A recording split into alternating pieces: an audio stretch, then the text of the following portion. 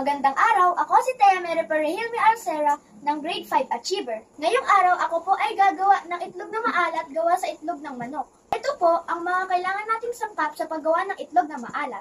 3/4 kilo ng asin, 1.5 na tubig, garapon na lagayan ng itlog, at ngayon po ako ay gagamit ng 1 dosenang itlog. Halika na at gawin na natin. Sa pagpili ng itlog, dapat ito ay puting-puti ang balat, makapal ang shell, at walang basag. Unang kailangan natin gawin ay hugasan ng mga itlog.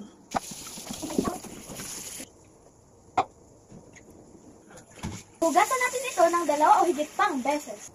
Tapos ko na hugasan ng mga itlog, tayo ay magpatuloy sa susunod na proseso.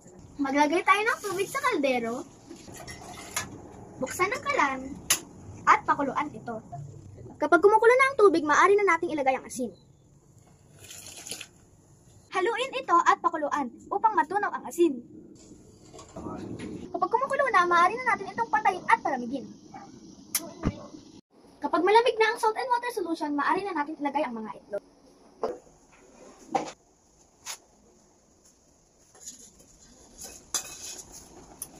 Siguraduhin nakalubog ang mga itlog.